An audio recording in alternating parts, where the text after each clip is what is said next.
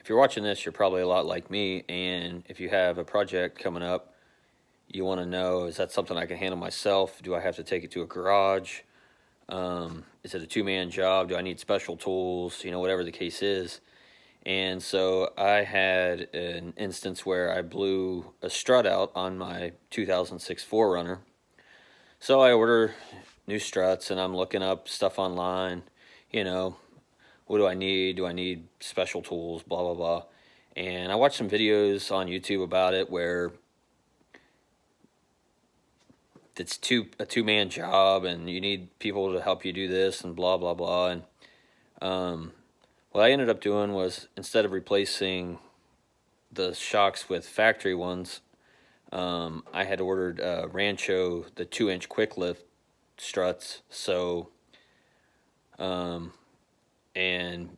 I ended up doing it all by myself, totally different than the videos I watched, and a lot easier than the videos I watched, honestly.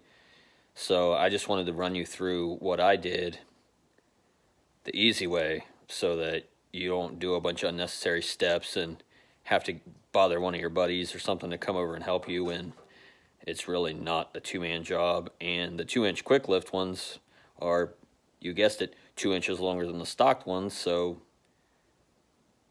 technically those should be more difficult to get in. And I did it all by myself in like total of an hour and a half, hour and 45 minutes, start to finish.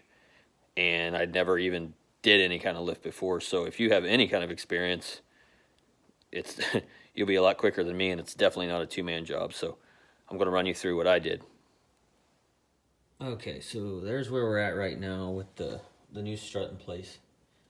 I've been driving a little bit, so it's a little dirty, a little wet underneath.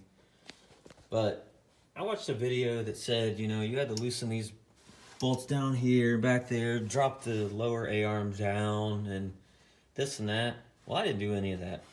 And what I did was, obviously, if you're looking at this video, you know you got enough common sense, if you're thinking about tackling this job by yourself, to loosen your lug nuts, jack your truck up, take the tires off. I'm not going to explain that and run you through that. But so if the tire's off, you will have to take your tie rod off.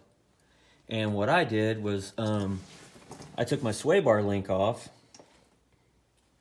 and I took the bolts loose here and dropped this down. So with that stuff out of the way, you have to loosen the two bolts down here, one here and one here. And instead of you don't want to split that ball joint, you want to take it loose here and here. And with the tie rod off and the sway bar link off, that will allow all this to move out of the way. And with this stuff backing out of the way, you have plenty of room to get up in through there.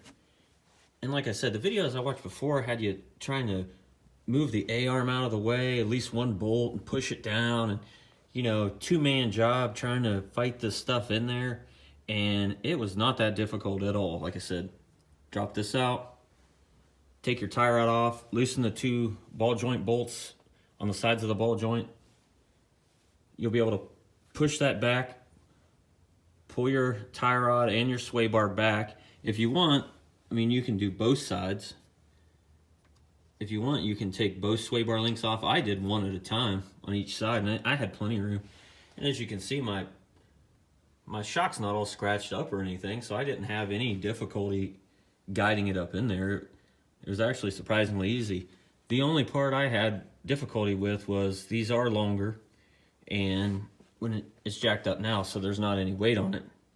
But I had to kind of force it down, get the lower eye in, and then I had to take a pry bar and kind of lift it up to guide the bolt in with my other hand.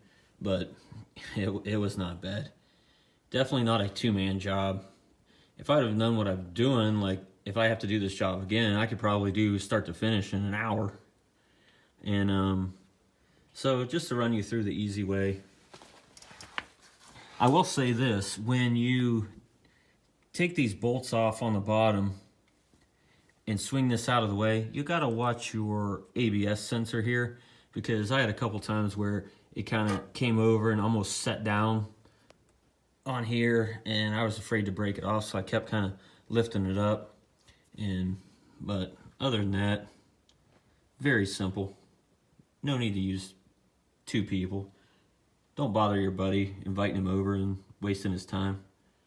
I mean, if you want to, you can. Probably owes you a favor anyway. But again, you don't need to take the lower control arm off, especially if you're doing a stock shock. There's definitely no need. But that's all.